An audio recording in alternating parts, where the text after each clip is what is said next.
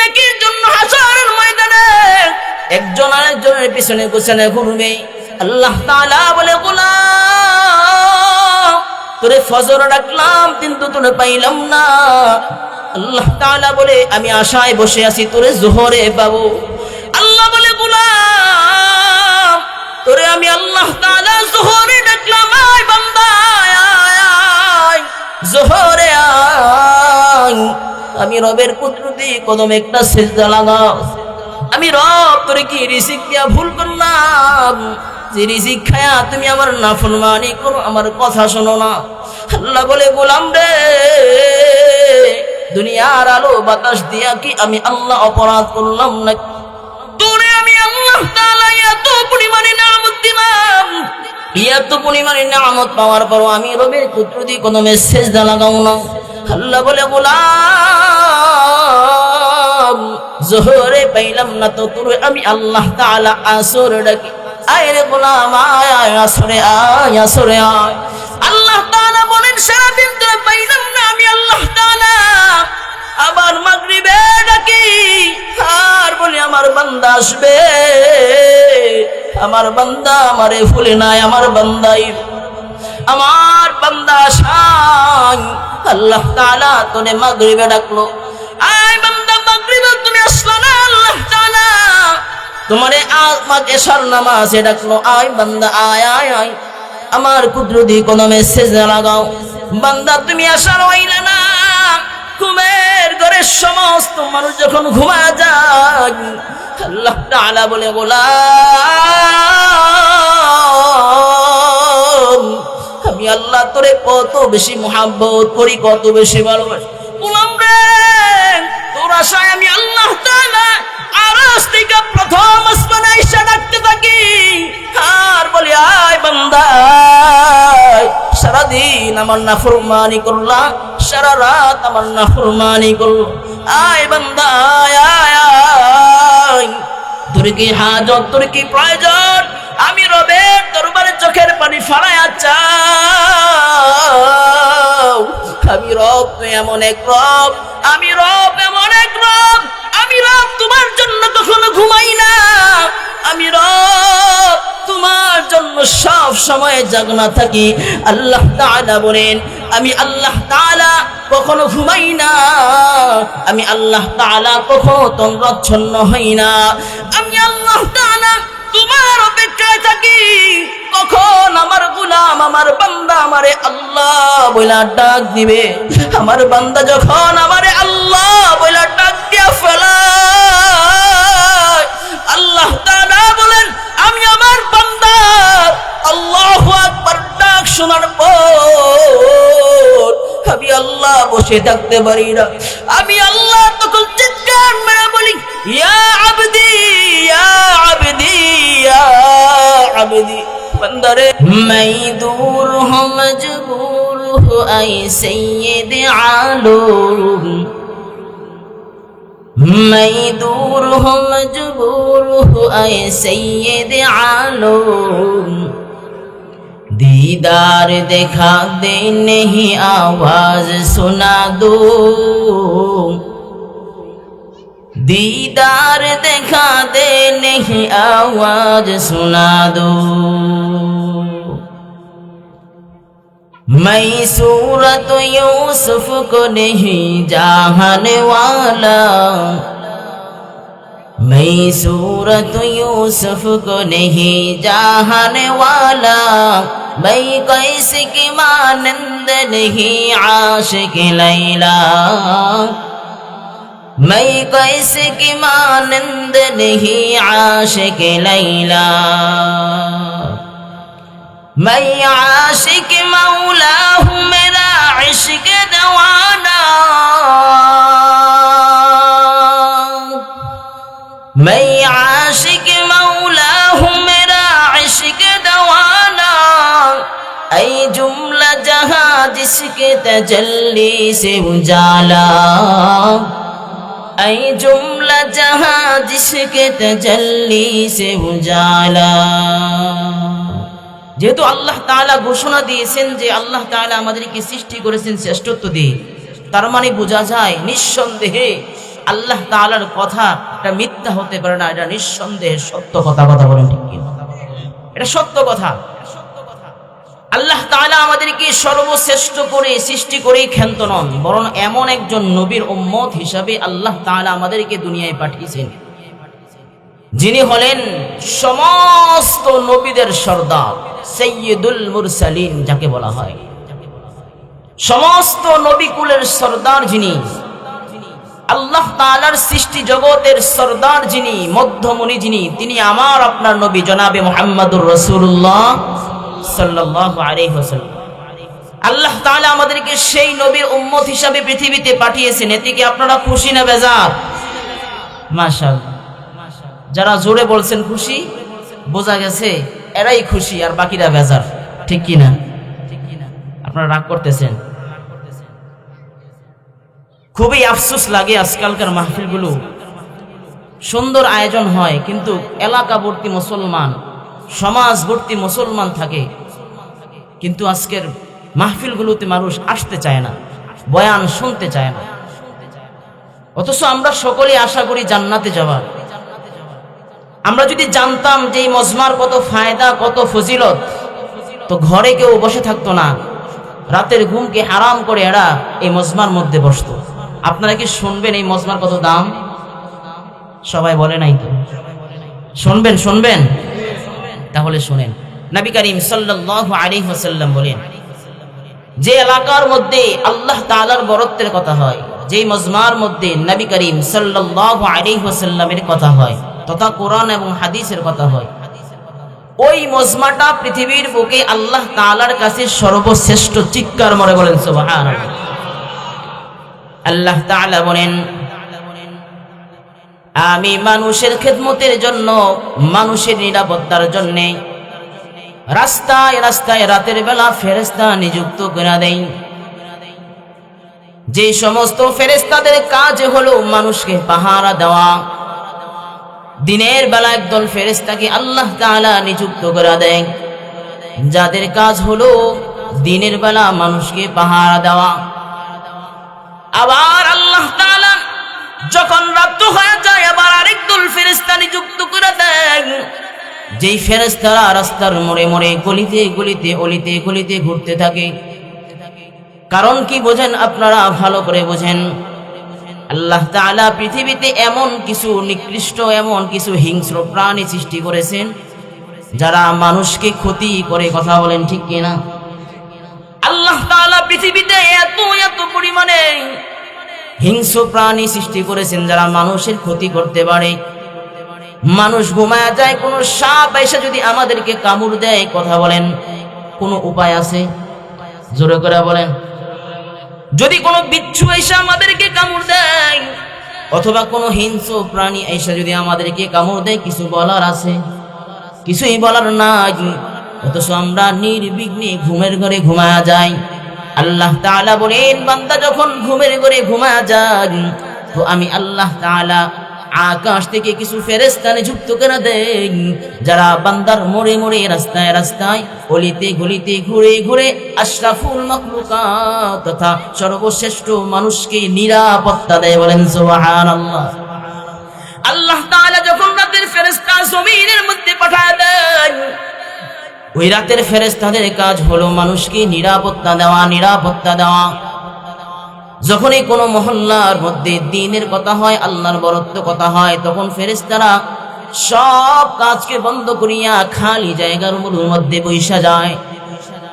ফেরেশতারা একজন আরেকজনকে ডাইকা ডাইকা বলে, এই শোনো, তোমাদের মহল্লার মধ্যে তো কোনো নেক কাজ হয় না। আজকে এত সুন্দর আল জামিয়াতুল ইসলামিয়া মাদ্রাসার উদ্যোগে সুন্দর একটা আয়োজন করা হয়েছে। এই গ্রামের মানুষেরা বড় ধন্য, কারণ যে গ্রামের মধ্যে আল্লাহর কথা হয়, যে গ্রামের মধ্যে নবীর কথা হয়, আল্লাহ তাআলা বলেন ওই গ্রামটা আমার নিকট সবচাইতে পছন্দনীয়। বলেন সুবহানাল্লাহ। ফেরেশতারা রাস্তায় রাস্তায় হাঁটে আর এক এক গ্রামের মানুষদেরকে বলে, এক এক গ্রামের ফেরেশতাদেরকে বলে, তোমরা জানো নি আজকে সুন্দর একটা আয়োজন করা হয়েছে, আসো আমরা সবাই সেই আয়োজনের মধ্যে শামিল হয়ে যাই। কারণ ফেরেশতারা বড় পবিত্র, ফেরেশতারা ঈশা সব জায়গাগুলো ফিল আপ করে বসা যায়। বলে দুনিয়ার আশরাফুল মাখলুকাত আসে না তো কি হয়েছে বলো, আমরা যাই আমরা যাই আছি জায়গাগুলোর মধ্যে বসা যাই। কারণ দুনিয়ার ফেরেশতারা, আল্লাহ তাআলার ফেরেশতারা বোঝে আল্লাহ কত বড়, আল্লাহর কিতাবের কত দাম। আল্লাহ তাআলার ফেরেশতারা অনুভব করতে পারে যে নবীর হাদিসের কত মূল্য। কথা বলেন ঠিক কিনা? ফেরেশতারা সবগুলি জায়গা ফিল আপ করে বসা যায়। একটা পর্যায়ে এমন হয় যে একজনের পর আরেকজন বসা যায়, কোনো জায়গা অবশিষ্ট থাকে না। ফেরেশতারা একজনের উপর আরেকজন বসা শুরু করে দেয়। একজনের উপর একজন বসতে বসতে বসতে বসতে আল্লাহর আরশ পর্যন্ত পৌঁছা যায়। ফেরেশতাদের বহর যখন আল্লাহর আরশ পর্যন্ত পৌঁছে যায়, আল্লাহ তাআলা ঘোষণা দেয়, ও ফেরেশতারা তোমরা কোথা থেকে আসলা? ফেরেশতারা ডাইকা ডাইকা বলে, আল্লাহ, ওই যে দারুল আমান ডামুড্ডা একটা জায়গার মধ্যে, জমিনের মধ্যে সুন্দর একটা আয়োজন করা হয়েছে। যে আয়োজনের মধ্যে মজমার মধ্যে বসিয়ে আপনার দ্বীনের কথা হয়, আপনার নবীর শানে কথা হয়। ওগো আল্লাহ, ওই মজমাটা দুনিয়ার জমিনে সবচেয়ে বড় দামি মজমা। আমরা সেই মজমার মধ্যে এসে উপস্থিত হয়ে গেলাম। আল্লাহ তাআলা ঘোষণা দেয়, ও আমার ফেরেশতারা শুনো, ওই যে দামি মজমার মধ্যে যে সমস্ত কিছু বান্দারা বসছে, বলো না এরা কি চায়, কি আশায় বসছে? ফেরেশতারা ঘোষণা দেয়, আল্লাহ, ওই যে দামি মজমার মধ্যে যে সমস্ত লোকেরা বসছে, এরা তো আপনার জাহান্নাম থেকে পানাহ চান আর আপনার জান্নাতকে তালাশ করে আপনার জান্নাত চায়। আল্লাহ তাআলা ঘোষণা দেয়, ও ফেরেশতারা শোনো না, এরা কি আমার জান্নাত দেখছে? বলে না আল্লাহ, এরা জান্নাত দেখে নাই। আল্লাহ তাআলা ঘোষণা দেয়, এরা কি আমার জাহান্নাম দেখছে? বলে না আল্লাহ, না, আপনার বান্দারা তো আপনার জাহান্নাম দেখে না। আল্লাহ তাআলা বলবেন, যদি এরা আমার জান্নাত দেখতো তাহলে কি করতো? বলে জান্নাত দেখলে এরা পাগল হয়ে যাইতো, দুনিয়ার সব কিছু ছাইরা জান্নাতের পিছনে দৌড়াইত। আল্লাহ তাআলা ঘোষণা দেয়, এরা কি আমার জাহান্নাম দেখছে? আল্লাহ তাআলার ঘোষণা পাওয়ার পর ফেরেশতারা বলে, না গো আল্লাহ, এরা আপনার জাহান্নাম দেখে নাই। আল্লাহ তাআলা বলে, এরা যদি আমার জাহান্নাম দেখতো তো তাদের হালত কি হইতো, অবস্থা কি হইতো? ফেরেশতারা বলে, আল্লাহ, এরা যদি আপনার জাহান্নাম দেখতো তো জাহান্নাম থেকে পলায়ন করার জন্য চেষ্টা করত। এখন তো রাতের ঘুম হারাম করে এখানে বসছে, এরা যদি আপনার জাহান্নাম দেখতো তো ওদের জিন্দেগীর আরাম আয়েশের কথা ভুলা যাইতো। আল্লাহ তাআলা ডাক দিয়ে ফেরেশতাদেরকে বলে, ও ফেরেশতারা শুনে না, আমার যে সমস্ত গোলামেরা দামি মজমার মধ্যে বসছে রে, যে দামি মজমা দুনিয়ার বুকে সবচেয়ে দামি মজমা, আমার বান্দারা দুনিয়ার আরাম ত্যাগ করিয়া জান্নাতের আশায় জাহান্নাম থেকে ভয়ে, জাহান্নামের ভয়ের আশায় আমার বান্দারা একত্রিত হয়ে আমার দ্বীনের কথা শুনতেছে, নবীর হাদিস শুনতেছে। ও ফেরেশতারা তোমরা সাক্ষী থাকো, যে সমস্ত বান্দারা মজমার মধ্যে বসছে, মাহফিলে বসছে, আমি আল্লাহ তাআলা তাদের নামটা জান্নাতের খাতায় লিখে দিলাম। বলেন সুবহানাল্লাহ। আল্লাহ তাআলা জান্নাতের খাতায় তোমার আমার নাম লিখে দিবেন। যদি আমি আর তুমি যদি জাহান্নামের ভয়ে আর জান্নাতের আশায় বসে থাকি, এজন্য আমরা জান্নাতের আশায় বসছি, জাহান্নামের থেকে পালানোর জন্য বসছি। কথা বলেন ঠিক কিনা? আল্লাহর নবী সাল্লাল্লাহু আলাইহি ওয়াসাল্লাম বলেন, পৃথিবীর বুকে সবচেয়ে দামি মজমা হলো এই মজমা। অতএব বুঝেন, এখনো যাহারা বাড়িতে ঘুরতেছে, রাস্তাঘাটে ঘুরতেছে, এদিক সেদিক অযথা সময় নষ্ট করছে, এরা কি বরকতময় মজমার আওতাধীন না বাহিরে? জোরে করে বলেন, আরো জোরে করে বলেন। এরা এই মজমার আওতাধীন নয়। তো জান্নাতীরাও কিয়ামতের ময়দানে যখন আপনারা জান্নাতে যাবেন, তখন আফসোস করে বলবে, হায় আফসোস, যদি আমরা দুনিয়ার জমিনে ভালো মজমাগুলো যায় বসতাম, অযথা যদি সময় নষ্ট না করতাম। কারণ কি? বলে জান্নাতীরা যখন জান্নাতে যাবে, তো যাওয়ার পর তাদের কোনো আফসোস থাকবে না, শুধুমাত্র একটা আফসোস থাকবে, আল্লাহ, একটা সময়ের জন্য আমাদের শুধু আফসোস। আল্লাহ বলে সব পাইলা, যা ওয়াদা করলাম তাও দিলাম, যা করলাম না তাও দিলাম, সব কিছু পাওয়ার পর আবার কিসের আফসোস তোমার? ও বান্দা চিৎকার মেরে বলবে, আল্লাহ দুনিয়াতে ছিলাম বুঝি নাই, এত নসিহত করছে একটা নসিহতও বসি নাই, এত দিনই কথাবার্তা হয়েছে একটা জায়গাও বসি নাই, শুধুমাত্র ওই সময়টুকুর জন্য আফসোস হয় যেই সময়টা আমি হেলায় খেলায় অবহেলায় নষ্ট করছি, শুধুমাত্র ওই সময়টুকুর জন্য আফসোস। সেদিন জাহান্নামীরা আফসোস করে রেখে এভাবে বলে। আর আমরা যে মজমার মধ্যে বসছি সবগুলো রেকর্ড হচ্ছে কিনা বলেন? সবগুলি রেকর্ড হচ্ছে। এই যে দেখেন না ভিডিও করা হচ্ছে, আল্লাহ তাআলার ক্যামেরা দিয়েও রেকর্ড করা হচ্ছে কারা কারা ছিলেন কারা কারা ছিলেন। কারণ এই জান্নাতের বাগান প্রতিদিন বসে বলেন না, প্রতিদিন বসে না, বরং বছরে একবার বসে। চিন্তা করে দেখেন গত বছর যারা ছিল এই বছর অনেকে নাই, ঠিক কিনা বলেন? চলে গেছে, তারা চাইলেও আর আসতে পারবে? সুযোগ আছে? কোনো সুযোগ নেই। এজন্য ভাইয়েরা আমার এখনো অনুরোধ করে বলছি, যাহারা এখন এদিক সেদিক ঘুরঘুরা করছেন, আজকের এই সময়টুকুকে মূল্যবান গনিমতের সময় মনে করে মাহফিলের মধ্যে চলে আসেন। মুহতারাম হাজিরিন, আপনাদের খেদমতে যে আয়াতে কারিমা আমি তেলাওয়াত করেছিলাম, আল্লাহ তাআলা বলেন লাকাদ কানা লাকুম ফি রাসূলিল্লাহি উসওয়াতুন হাসানাহ। আল্লাহ তাআলা এমন একজন নবী আমাদের জন্য পাঠিয়েছেন, যে নবী হলেন সমস্ত মানুষের জন্য, সমস্ত বিশ্ব জগতের জন্য সেই নবী হলেন উত্তম আদর্শ এবং মডেল। কথা বলেন ঠিক কিনা? উত্তম আদর্শ এবং মডেল। কারো অন্তরের মধ্যে যদি নবীর মুহাব্বত না থাকে, সে কখনো পরিপূর্ণ কামেল মুসলমান হতে পারে? এজন্য নবীর মুহাব্বত থাকা আমার আপনার জন্য জরুরি। নবীর মুহাব্বত যদি আমার আপনার দিলের মধ্যে না থাকে, তাহলে বুঝবেন আমি আপনি কামেল মুমিন হতে পারবো না, ঠিক কিনা বলেন? আমি আর আপনি কামেল মুমিন হতে পারবো না যতক্ষণ না পর্যন্ত নবীর মুহাব্বত না থাকে। আল্লাহ তাআলা ঘোষণা দেন, কেউ যদি আমার মুহাব্বত পেতে চায়, আমার ভালোবাসা পাইতে চায়, আল্লাহ তাআলা পবিত্র কালামের মধ্যে বলেন কুল ইন কুনতুম তুহিব্বুনাল্লাহা ফাত্তাবিউনি ইউহিব্বুকুমুল্লাহ।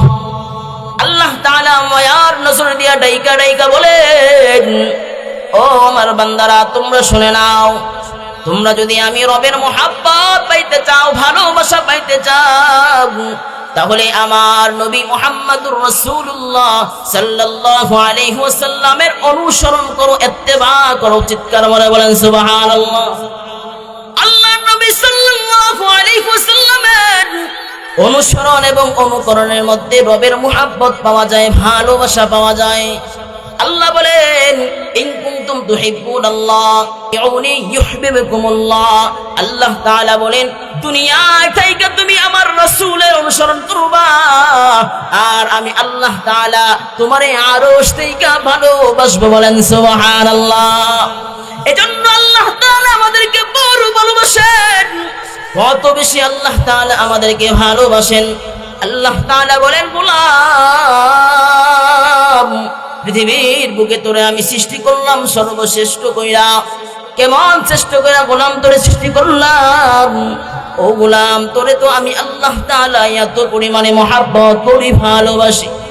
বান্দা তোরে আমি এত পরিমাণে ভালোবাসি, আমি আল্লাহ তাআলার কাছে 99 ভাগ মায়া। ওই 99 100 ভাগ মায়া, 100 ভাগ মায়াকে আমি আল্লাহ তাআলা 99 ভাগ ভাগ করলাম। 100 ভাগে ভাগ করিয়া 99 ভাগ মায়া আমি রবের নিকট রাখলাম, 1 ভাগ মায়া অবশিষ্ট রাখলাম। ওই 1 ভাগ মায়াকে আমি আল্লাহ তাআলা আবার 100 ভাগে কনভার্ট করলাম। 100 ভাগে কনভার্ট করিয়া আমি আল্লাহ তাআলা ওই 100 ভাগ থেকে 99 ভাগ মায়া রাখিয়া সামান্য পরিমাণে মায়া আমি আল্লাহ তাআলা যত সৃষ্টি জগৎ আছে সমস্ত সৃষ্টি জগতের মাঝে ফিলাইয়া দিছি। বলেন সুবহানাল্লাহ। আল্লাহ তাআলা বলে গোলাম, ওই সামান্য মায়ার কি পাওয়ার? সন্তান যখন অসুস্থ হয়ে যায়, মা পাগলনির মতো ছুটাছুটি করে। সন্তান যখন বিপদে পড়ে যায়, তো বাবা পাগলের মতো ছুটাছুটি করে কিভাবে বিপদ থেকে উদ্ধার করা যায়, কথা বলেন ঠিক কি? ওই এক মায়ার এত পাওয়ার, ওই সামান্য মায়ার এত পাওয়ার, একজন আরেকজনের জন্য পাগল হয়ে যায়, একজন আরেকজনের ভালোবাসায় জীবন দেয়া দেয়। এত পরিমাণে মায়া, এত পরিমাণে মায়া। আল্লাহ তাআলা বলে, গোলাম তোরে আমি আল্লাহ তাআলা কত বেশি ভালোবাসি, তোরে আমি আল্লাহ তাআলা কত বেশি মহব্বত করি না। গোলাম রে, তুই আমার নাফরমানি এত পরিমাণে করো, এরপরও আমি আল্লাহ তাআলা তোমার রিজিক বন্ধ করি না। আমি আল্লাহ তাআলা তোমার এত পরিমাণে ভালোবাসি। বান্দা, তুমি যখন আমার নাফরমানি করো, এরপরও আমি আল্লাহ তাআলা তোমারে আযাব দেয়া ধ্বংস করি না রে গোলাম রে। আমি আল্লাহ তাআলা তোমারে ডাকি, আয় বান্দা আয়, তুই জিন্দেগিতে অপরাধ করছো, আমি রবের নিকট ক্ষমা চাও, আমি রব তোরে মাফ করে দেব। আল্লাহ তাআলা বান্দারে ফজর ডাকে, আয় বান্দা আয়, বান্দারে আমি রবের দরবারে আয়। মুয়াজ্জিন প্রতিদিন হাইয়া আলাস সালার ধ্বনি শোনায়। ফজরে মুয়াজ্জিন বলে, আসসালাতু খায়রুম মিনান নাওম, বান্দা ঘুম থেকে নামাজ ভালো, আর তুমি ঘুমাইও না, ঠিক মতো পড়িলে নামাজ জান্নাত তোমার ঠিকানা। একটুখানি নেকির তোরে রোজ হাসরের মাঠেতে, বাবা গুলবে ছেলের পিছে, ছেলে বাবার আগেতে। একটু নেকির জন্য হাসরের ময়দানে একজন আরেকজনের পিছনে পিছনে ঘুরবে। আল্লাহ তাআলা বলে, গোলাম তোরে ফজর ডাকলাম কিন্তু তোরে পাইলাম না। আল্লাহ তাআলা বলে, আমি আশায় বসে আছি তোরে জোহরে পাবো। আল্লাহ বলে, গোলাম তোরে আমি আল্লাহ তাআলা জোহরে ডাকলাম, আয় বান্দা আয়, জোহরে আয়। আমি রবের কুদরতি কদম একটা সিজদা লাগাও। আমি রব তোরে কি রিজিক দিয়া ভুল করলাম, যে রিজিক খায়া তুমি আমার নাফরমানি করো, আমার কথা শোনো না। আল্লাহ বলে, গোলাম রে, দুনিয়ার আলো বাতাস দিয়া কি আমি আল্লাহ অপরাধ করলাম না? তোরে আমি আল্লাহ তাআলা এত পরিমাণে নিয়ামত দিলাম, এত পরিমাণে নিয়ামত পাওয়ার পর আমি রবের কুদরতি কদমে সিজদা লাগাও না। আল্লাহ বলে, গোলাম জোহরে পাইলাম না, তো তোরে আমি আল্লাহ তাআলা আসর ডাকি, আয় রে গোলাম আয়, আসরে আয়, আসরে আয়। আল্লাহ তাআলা বলেন, সারাদিন তোরে পাইলাম না, আমি আল্লাহ তাআলা আবার মাগরিবে ডাকি, আর বলি আমার বান্দা আসবে, আমার বান্দা আমারে ভুলে নাই, আমার বান্দাই আমার বান্দা আসাই। আল্লাহ তাআলা তোরে মাগরিবে ডাকলো, আয় বান্দা মাগরিবে তুমি আসলো না, আল্লাহ তাআলা তোমারে এশার নামাজে ডাকলো, আয় বান্দা আয় আয় আয়, আমার কুদরতি কদমে সিজদা লাগাও। বান্দা তুমি আসার হইলা না। ঘুমের ঘরের সমস্ত মানুষ যখন ঘুমায় যায়, আল্লাহ তাআলা বলে, গোলাম আমি আল্লাহ তোরে কত বেশি মুহাব্বত করি, কত বেশি ভালোবাসি। গোলাম রে, তোর আশায় আমি আল্লাহ তাআলা আরশ থেকে প্রথম আসমানে এসে ডাকতে থাকি, আর বলি, আয় বান্দা সারাদিন আমার নাফরমানি করলা, সারা রাত আমার নাফরমানি করলো, আয় বান্দা আয় আয়, তোর কি হাজত, তোর কি প্রয়োজন, আমি রবের দরবারে চোখের পানি ফালাইয়া চাও। আমি রব এমন এক রব, আমি রব এমন এক রব, আমি রব তোমার জন্য কখনো ঘুমাই না, আমি রব তোমার জন্য সব সময় জাগনা থাকি। আল্লাহ তাআলা বলেন, আমি আল্লাহ তাআলা কখনো ঘুমাই না, আমি আল্লাহ তাআলা কখনো তন্দ্রাচ্ছন্ন হই না, আমি আল্লাহ তাআলা তোমার অপেক্ষায় থাকি কখন আমার গোলাম, আমার বান্দা আমারে আল্লাহ বইলা ডাক দিবে। আমার বান্দা যখন আমারে আল্লাহ বইলা ডাক দিয়া ফেলা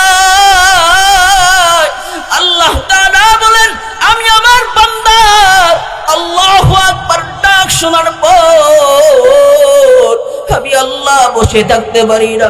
আমি আল্লাহ তখন চিৎকার মেরে বলি, ইয়া আবদি ইয়া আবদি ইয়া আবদি, বান্দারে তোর কি চাওয়া, তোর কি প্রয়োজন, বল বান্দা, বল বল।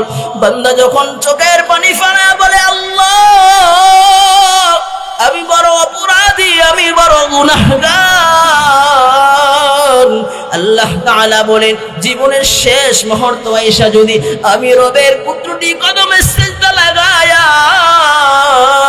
চোখের পানি ফেলায়া কাঁদতে পারে, এক অনষ্ট তওবায়ে নাসুহা করতে পারে রে, আমি আল্লাহ তাআলা বান্দার জিন্দেগীর গুনাহগুলি মাফ করিয়া তার নামটা আমি আল্লাহ তাআলা মুত্তাকির কাতারে লেখা দেই। বলেন সুবহানাল্লাহ। তাহলে বুঝেন আল্লাহ তাআলার মায়া কম না বেশি? জোরে করে বলেন, কম না বেশি?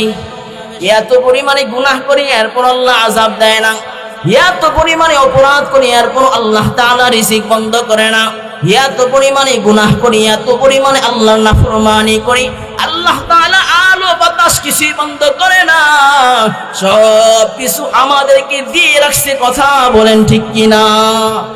এগুলো আমাদেরকে দেওয়ার একটাই কারণ, আল্লাহ তাআলা আমাদেরকে বড় মুহাব্বত, বড় ভালোবাসেন। এজন্য আল্লাহ তাআলা বলেন, তোমরা যদি আমার মুহাব্বত ভালোবাসা পেতে চাও তো আমার নবীর ইত্তেবা করো, আমার নবীর অনুসরণ করো। কথা বলেন ঠিক? সাহাবায়ে কেরাম নবীর অনুসরণ করে ইত্তেবা করে দুনিয়ার জমিনে সবচেয়ে দামি হয়ে গেছে। সাহাবায়ে কেরাম নবীর অনুসরণ করে দুনিয়ার জমিনে সবচেয়ে বড় দামি হয়ে গেছে। আল্লাহ নবীর সাহাবীদের ব্যাপারে আল্লাহ তাআলা কোরআনের আয়াত নাযিল করে জানায়া দেয়, রাদিয়াল্লাহু তাআলা আনহুম ওয়া রাদু আন। আল্লাহ তাআলা বলেন, হাবিব আপনার সাহাবীদের উপর আমি আল্লাহ তাআলা খুশি হয়ে গেলাম, আপনিও নবী আপনার সাহাবীদের উপর খুশি হয়ে যান। বলেন সুবহানাল্লাহ। এজন্য আল্লাহ তাআলা দুনিয়ায় থাকতে সাহাবীদেরকে জান্নাতের সার্টিফিকেট দিয়ে দিয়েছে, জান্নাতের সুসংবাদ শোনায় দিয়েছে সাহাবীদেরকে। কারণ সাহাবীরা নবী পাইছে, নবী পায়া নবীর মুহাব্বত দেখাইছে, নবীর জন্য জীবন দিয়েছে। সাহাবীরা নবী পাইছে, সাহাবীরা নবী পায়া নবীর অনুসরণ করছে, ইত্তেবা করছে, নবীর জন্য নিজের ধন সম্পদ সব কিছু ছেড়ে দিয়েছে। আল্লাহর নবী সাল্লাল্লাহু আলাইহি ওয়াসাল্লামের একজন সাহাবী আব্দুল্লাহ যুল বাজাদাইন, আব্দুল্লাহ যুল বাজাদাইন নবীর একজন সাহাবী। আল্লাহ নবী সাল্লাল্লাহু আলাইহি ওয়াসাল্লাম রাস্তা দিয়ে যায়, নবীর চেহারা এত সুন্দর, নবীর আখলাক এত সুন্দর। আল্লাহ নবীর চেহারা দেখিয়া, নবীর কথা শুনিয়া আব্দুল্লাহ যুল বাজাদাইন মনে মনে ইরাদা করলো যে আমি নবীর হাতে কালিমা পড়ে মুসলমান হয়ে যাইব। আল্লাহর নবীর দরবারে আব্দুল্লাহ যুল বাজাদাইন যে হাজির হয়ে যায়, বলে, ইয়া রাসূলুল্লাহ, ইয়া হাবিবাল্লাহ, আমি আপনার হাতে কালিমা পড়তে চাই, কালিমা। নবী বলেন, আব্দুল্লাহ তোমার নাম কি? বলে, আমার নাম হলো আব্দুল উজ্জা। বলে, না না, আজকের থেকে তোমার নাম হলো আব্দুল্লাহ।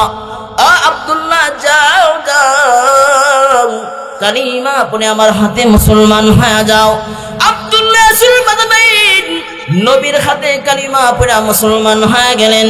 আল্লাহর নবীর সাহাবী বাড়ির মধ্যে যায়, গোপনে গোপনে কালিমা পড়ে, নামাজ পড়ে, রোজা করে, সব ইবাদত করে, আবার গোপনে গোপনে নবীর দরবারে যে হাজির হয়ে যায়। কিন্তু ঘরের মানুষেরা জানে না, কারণ ঘরের মানুষ জানলে তার উপর নির্যাতন করবে। আব্দুল্লাহ যুল বাজাদাইনের বাবা দুনিয়ায় নাই, আব্দুল্লাহ যুল বাজাদাইনের মা দুনিয়ার জমিনে বেঁচে আছে। মা দেখলো রাতের বেলা সন্তান কি যেন করে, সারাদিন সারা রাত্র জাগনা থাকে, সকালবেলা ঘুমায়, ব্যাপারটা বুঝলাম না।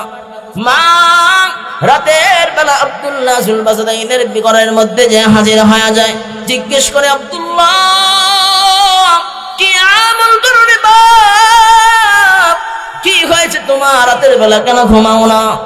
মাকে ডাক দিয়ে আব্দুল্লাহ যুল বাজাদাইন বলে, মাগো আমি তো আমার নবী মুহাম্মদুর রাসূলুল্লাহ সাল্লাল্লাহু আলাইহি ওয়াসাল্লামের উপর কালিমা পড়ে মুসলমান হয়ে গেছে। মা ডাক দিয়ে বলে, তুমি আমাদের ধর্ম কেন ছাড়লা? তোমার জায়গার ঘরের মধ্যে হবে না, বাড়ির মধ্যে হবে না। চাচা দৌড়া ঘর থেকে বের হয়ে আসলেন, আয়েশা দেখে আব্দুল্লাহ সুলবাজাদাইন মুসলমান হয়ে গেছেন। চাচা রাইকে রাইকে বলেন, আমাদের ঘরের মধ্যে থাকিয়া তুমি মুসলমান হইবে এটা আমরা বরদাস্ত করব না, তুমি আমাদের বাড়ি ছেড়ে চলে যাও, আর না হয় কালিমা ছেড়ে দাও। আব্দুল্লাহ সুলবাজাদাইন বলেন, না না, আমি দুনিয়ার সব কিছু ছাড়তে রাজি, যে নবীর হাতে কালিমা পড়ছি রে, যে নবীর চেহারা এত সুন্দর দেখছি, ওই নবীর হাতে কালিমা পড়ার পর আমি কখনো অস্বীকার করতে পারবো না। বলেন আল্লাহু আকবার। আল্লাহর নবীর সাহাবী বলেন, আমি সব কিছু ছেড়ে দিব, আর পর কালিমা ছাড়বো না, কারণ কালিমা আমার রক্তের সাথে মিশে গেছে। কালিমা নবীর প্রতীক, নবীর প্রতীক। নবীকে না দেখলে আমার তো ঘুম হয় না। আব্দুল্লাহ সুলবাজাদাইনের চাচা আব্দুল্লাহ সুলবাজাদাইনকে ঘর থেকে বের করা দেয়। আব্দুল্লাহ সুলবাজাদাইন যখন ঘর থেকে বের হয়ে যায়, আব্দুল্লাহর শরীরের মধ্যে যে পোশাকটা ছিল, চাচা টাইকা টাইকা বলে, বাতিজারে এই যে তোমার শরীরের মধ্যে যে পোশাকটা আছে, এটা তো আমাদের টাকার কিনা, অতএব এই পোশাকটাও খুইলা আমাদের কাছে রেখা যাও। বাধ্য হয়ে চাচা তার শরীর থেকে পোশাক খুলে রেখে দিল। বিবস্ত্র অবস্থায় আব্দুল্লাহ সুলবাজাদাইন মার দরবারে যা হাজির হয়ে যায়। মাকে ডাকা ডাকা বলে, মাগো, দুনিয়ায় আমার বাবা নাই, দুনিয়ায় আমার বাবা নাই, দুনিয়ায় আমার বাবা নাই গো মা, তুমি তো আমার সবচাইতে আপন, কারণ তুমি আমার 10 মাস 10 দিন গর্ভ ধারণ করছো গো মা। মাগো, আমাকে সতর ঢাকার জন্য কিছু কাপড় দেয়া দাও।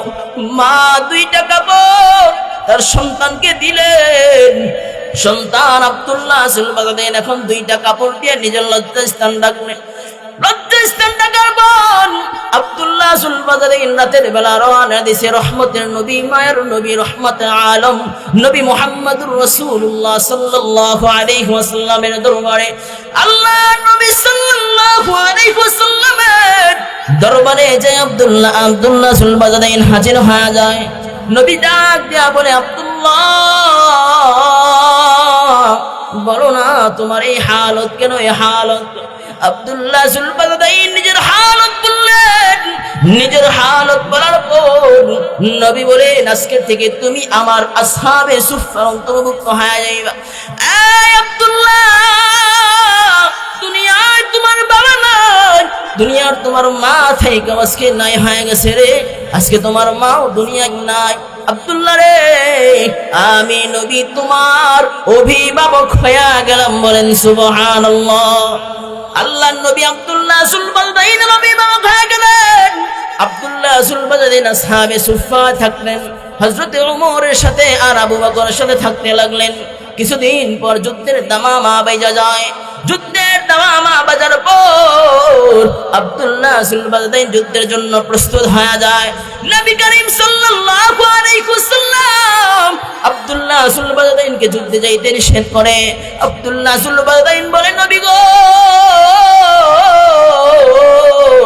অনেক দিনের তামান্না, অনেক দিনের আশা, আমি আল্লাহর রাহে আল্লাহর জন্য আমার জীবনকে যুদ্ধের ময়দানে দিয়া দিব। বলেন সুবহানাল্লাহ। আর রাসূল বলেন সুবহানাল্লাহ। আব্দুল্লাহ সুলবাজাদাইন যুদ্ধের জন্য প্রস্তুত হয়ে যান। আল্লাহর নবী সাল্লাল্লাহু আলাইহি ওয়াসাল্লাম আব্দুল্লাহ সুলবাজাদাইনকে ধৈরা ধৈরা বলে, আল্লাহ, ও দয়াল মালিক, আব্দুল্লাহ সুলবাজাদাইনের কেউ দুনিয়ায় নাই, হায় আল্লাহ, আপনি আমার আব্দুল্লাহ সুলবাজাদাইনকে শহীদ করিয়েন। আয় আল্লাহ, আমার আব্দুল্লাহ সুলবাজাদাইনকে গাজী হিসাবে ফিরায় আনেন। আব্দুল্লাহ সুলবাজাদাইন চোখের পানি ফাড়ায় ফাড়ায় কান্দে আর বলে, নবী গো, আমার অনেক দিনের আশা, আমি শহীদ হব, আপনি কি দোয়া করলেন? আল্লাহর নবী বলেন, আব্দুল্লাহ, তোমার অন্তরে যদি খালিস নিয়ত থেকে শহীদ হওয়ার আর এই নিয়ত নিয়ে যদি তুমি ঘুমের ঘরেও মৃত্যুবরণ হয়ে যায়, বিছানার মধ্যেও যদি মৃত্যুবরণ হয়ে যায়, আল্লাহ তাআলা নিয়ত থাকার কারণে তোমার শহীদের মর্তবা দান করবে। বলেন সুবহানাল্লাহ। আব্দুল্লাহ যুলবারদাইন কিছুদিন পর অসুস্থ হয়ে গেল, অসুস্থ হয়ে দুনিয়া থেকে চিরবিদায় হয়ে গেল। আব্দুল্লাহ যুলবারদাইনের কেউ নাই। নবীজি আব্দুল্লাহ যুলবারদাইনের জন্য কান্দে। আব্দুল্লাহ যুলবারদাইনের কাফন দাফনের অনুমতি নবীজি দিয়ে দেন। আব্দুল্লাহ যুলবারদাইনকে কাফন দেওয়ার জন্য নবী তার শরীরের জামাটা খুলে দিয়ে দেয়। সুবহানাল্লাহ। আব্দুল্লাহ যুলবারদাইন দাফন যখন জানাজা সম্মুখে চলে আসে, কে আব্দুল্লাহর জানাজা পড়াবে? নবী বলে, আমি আব্দুল্লাহর অভিভাবক, আমি নবী নিজেই জানাজা পড়াবো। নবীজি জানাজা পড়াইলেন, কে দাফন করবে? কেউ কবরে নামে না। রহমতে আলম নবী মুহাম্মদ রাসূলুল্লাহ সাল্লাল্লাহু আলাইহি ওয়াসাল্লাম স্বয়ং নিজেই কবরে নেমে গেলেন। আল্লাহর নবী কবরে নাইমা আব্দুল্লাহর দে সাহাবী, আব্দুল্লাহর দে, আমার হাতের মধ্যে আব্দুল্লাহর দাও। আল্লাহর নবী আব্দুল্লাহর নিজের হাতে রাইখা, মাটিতে রাইখা আব্দুল্লাহর চেহারা মুছে আর বলে, আল্লাহ, আমার আব্দুল্লাহ আপনার মুহাব্বত আর আমার মুহাব্বত নিজের জীবন দিয়ে দিছে। আয় আল্লাহ, এ আব্দুল্লাহ যুলবারদাইন আমারে মুহাব্বত করে তার মাকে ছেড়া দিছে, দুনিয়ার সম্পদ সব কিছু ছেড়া দিছে আমার মুহাব্বতের কারণে। আল্লাহ, আমি নবী আব্দুল্লাহর উপর খুশি, আপনি আল্লাহ খুশি হয়ে যান। বলেন সুবহানাল্লাহ। হযরতে ওমর দৃশ্য দেখি আফসোস করে বলেন, আমি ওমর যদি এই স্থানে না হইয়া আব্দুল্লাহ যুলবারদাইনের স্থানে হইতাম রে, যেই হাত নবী রাখছে, যে চেহারায় নবীর হাত লাগছে রে, আল্লাহ তাআলা ওই চেহারাকে জাহান্নামের আগুন হারাম করে দিছে। বলেন সুবহানাল্লাহ। হযরত ওমর আফসোস করে আর বলে, নবী পাইলাম কিন্তু নবীর হাতে আমার দাফন হইল না, নবীর হাতে আমার মৃত্যু হইল না। আজকে যদি নবীর হাতে আমার দাফন হইতো তো আমার কপাল বড় ধন্য হয়ে যাইত। আজকে যদি নবীর হাতে আমার ছোঁয়া লাগতো তো আমার জীবন ধন্য হয়ে যাইত। এজন্য সাহাবায়ে কেরাম নবীর জন্য বড় পাগল। হযরতে আবু বকর ডাইকা বলে, আমরা নবী না দেখলে পেরেশান হয়ে যাইতাম। হযরতে আবু বকর বলে, আন-নাজরু ইলা ওয়াজহি রাসূলিল্লাহি সাল্লাল্লাহু আলাইহি ওয়াসাল্লাম। হযরতে আবু বকর বলেন, নবী দেখা তো অন্তরের শান্তি, নবী দেখা তো অন্তরের তৃপ্তি, আমরা যদি নবী না দেখতাম তো পাগল হয়ে যাইতাম। হযরতে আবু বকর বলেন, নবী দেখা আমার জিন্দেগীর আমল, আমরা যদি নবী না দেখতাম তো আমরা পাগল পারা হয়ে যাইতাম। আল্লাহু আকবার। সাহাবায়ে কেরাম নবী না দেখলে বড় পাগল পারা হয়ে যাইত। আল্লাহর নবীও বলেন, আমি আমার উম্মতের জন্য বড় পাগল, বড় পাগল। নবী করিম সাল্লাল্লাহু আলাইহি ওয়াসাল্লাম উম্মতের জন্য কত পরিমাণে পাগল আপনাদেরকে একটু ঘটনা শোনাই। আল্লাহ নবী সাল্লাল্লাহু আলাইহি ওয়াসাল্লাম যখন মৃত্যুর বিছানায় শুয়ে গেলেন, মৃত্যুর শয্যায় যখন হয়ে গেলেন, আল্লাহ নবী মৃত্যুর বিছানায় শুয়ে গেলেন। হযরতে জিবরাইল আমিন মালাকুল মাউত হযরতে আজরাইল আলাইহিস সালাতু ওয়াস সালামকে নিয়ে হাজির হয়ে গেলেন। আল্লাহ নবীর কাছে আয়েশা জিবরাইল আমিন সালাম দেয়, আসসালামু আলাইকুম ইয়া রাসূলুল্লাহ। নবীজি সালাম উত্তর নাই।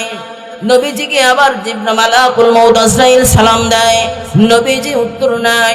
উত্তর নেওয়ার পর আজরাইল বলতেছেন, নবী গো, আল্লাহ তাআলা আপনার দরবারে পাঠিয়েছেন, আপনি যদি অনুমতি দেন তাহলে আপনার রূহ কবজ করা হবে না, তো কবজ করা হবে না, যতদিন ইচ্ছা আপনি বাঁচতে পারবেন। সুবহানাল্লাহ।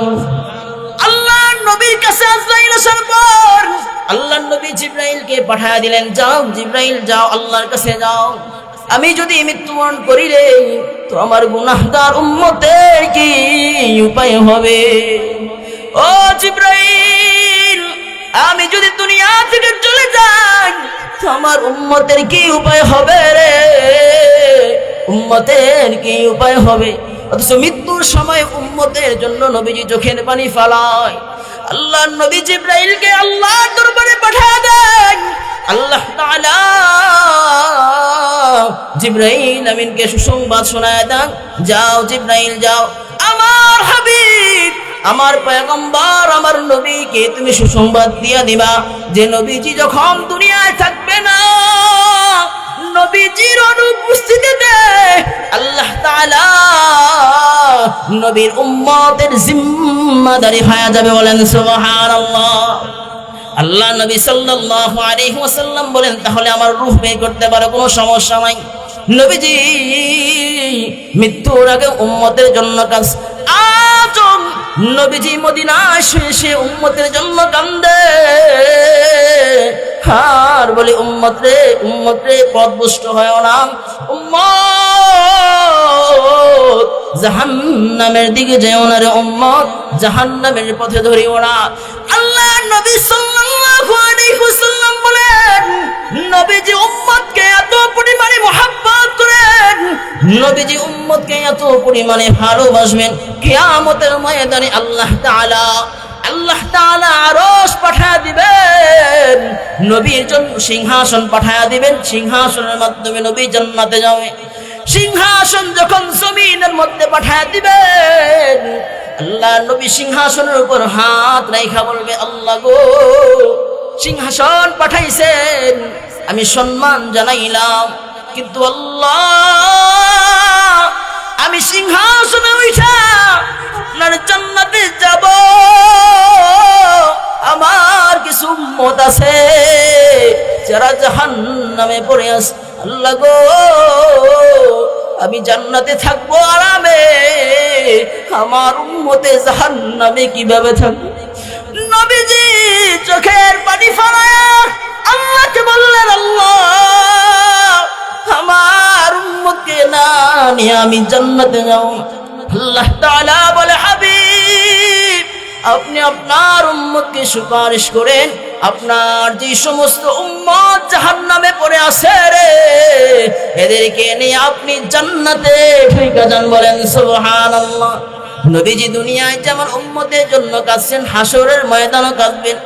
যেদিন আল্লাহ তাআলা হাসরের ময়দান কায়েম করে দিবেন, আল্লাহ তাআলা এমন জালালিয়াত আর কাহারিয়াতের সাথে বলবেন, লিমানিল মুলকুল ইয়াউম লিল্লাহিল ওয়াহিদিল কাহার। আল্লাহ তাআলা একটা ঘোষণা দিবেন, ও দুনিয়ার রাজা বাদশারা শুনে নাও, ও দুনিয়ার টাকা পয়সা ওয়ালারা শুনে নাও, ও দুনিয়ার ক্ষমতা ওয়ালারা তোমরা শুনে নাও, দুনিয়ার জমিনে কত বাহাদুরি করছো, আজকে এই কঠিন দিনে কে রাজত্বের মালিক, কে রাজত্বের মালিক? আল্লাহ তাআলা যখন একটা ঘোষণা দিবেন, আল্লাহ তাআলার ঘোষণার সামনে কেউ কথা বলার সাহস পাবে না, কেউ স্তব্ধ হয়ে যাবে, সবাই স্তব্ধ হয়ে যাবে, কেউ আল্লাহর আদালতের সামনে দাঁড়াইতে পারবে না। মানুষগুলি পেরেশানির ময়দানে ছুটাছুটি করবে, হায়রে অর্ধ হাত উপরে সূর্য চলে আসবে, পায়ের নিচে জমিনের মাটিগুলি তামা হয়ে যাবে, কেউ সেদিন দাঁড়ানোর সাহস করবে না, সবাই ঘুরবে আর বলবে ইয়া নফসি ইয়া নফসি। মানুষগুলি ঘুরতে ঘুরতে হযরতে বাবা আদম আলাইহিস সালাতু ওয়াস সালামের দরবারে ছুটে যাবে। হযরতে আদম আলাইহিস সালাতু ওয়াস সালামের দরবারে যাওয়ার পর বলবে, আপনি তো আমাদের আদি পিতা হযরতে আদম, একটু আল্লাহর আদালতে সুপারিশ করেন যাতে করে আল্লাহ তাআলা আমাকে জান্নাতে নিয়ে যায়, আমাদের জন্য বিচারের ফয়সালা করে। হযরতে আদম আলাইহিস সালাতু ওয়াস সালাম বলবেন, আজকে এমন একটা ময়দান আল্লাহ তাআলা কায়েম করেছে, যেই ময়দানে আমি কথা বলার কোনো সাহস নাই। হযরতে আদম বলবে, তোমরা অন্য জায়গায় চলে যাও। মানুষগুলি পেরেশানির ময়দানে ছুটাছুটি করে নূহ আলাইহিস সালাতু ওয়াস সালামের দরবারে যায়। হযরতে নূহ আলাইহিস সালাতু ওয়াস সালামের দরবারে যাওয়ার পর হযরতে নূহ আলাইহিস সালাতু ওয়াস সালামকে বলবে আল্লাহর আদালতে আমাদের জন্য সুপারিশ করেন। হযরতে নূহ আলাইহিস সালাতু ওয়াস সালাম বলবেন আজকে কঠিন ময়দানে আমি কথা বলার সাহস রাখি না, তোমরা অন্য জায়গায় চলে যাও। সবাই বাবা ইব্রাহিম আলাইহিস সালাতু ওয়াস সালামের দরবারে চলে আসবে। বাবা ইব্রাহিমকে ডাক দিয়ে বলবেন আপনি তো আমাদের জাতির পিতা ইব্রাহিম, একটু আল্লাহর আদালতে আমাদের জন্য সুপারিশ করেন। আল্লাহর নবী হযরত ইব্রাহিম আলাইহিস সালাতু ওয়াস সালাম বলবেন আজকের ময়দানে আমারও সুপারিশ করার কোনো সুযোগ নাই, কারণ আমিও আল্লাহর আদালতে কথা বলতে পারবো না। মানুষগুলি এক এক নবী থেকে ছুটতে ছুটতে ছুটতে ছুটতে হযরতে ঈসা আলাইহিস সালাতু ওয়াস সালামের দরবারে চলে যাবে। হযরতে ঈসা আলাইহিস সালাতু ওয়াস সালামের দরবারে আসার পর হযরতে ঈসা আলাইহিস সালাতু ওয়াস সালাম বলবেন আমারও আজকে আল্লাহর আদালতে দাঁড়ায় কথা বলার শক্তি নাই, সাহস নাই, অতএব তোমাদেরকে একটা রাস্তা দেখায় দেন, যেই রাস্তা গেলে তোমরা সফল হইবা, যার কাছে গেলে তোমরা সফল হইবা। কারণ আজকের এই আদালত কারো জন্য সুপারিশ হবে না রে।